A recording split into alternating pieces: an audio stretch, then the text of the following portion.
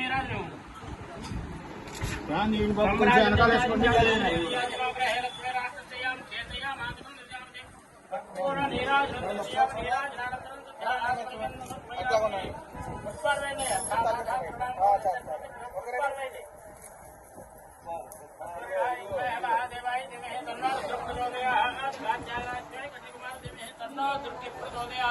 సువర్ణ దివ్య మంత్ర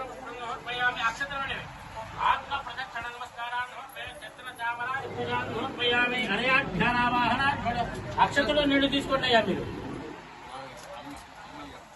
అనయాధ్యానావాహన వీళ్ళ పాదాల మీద వదిలిపెట్టండి అవి నీళ్లు వేస్తారు అనయాధ్యానావాహన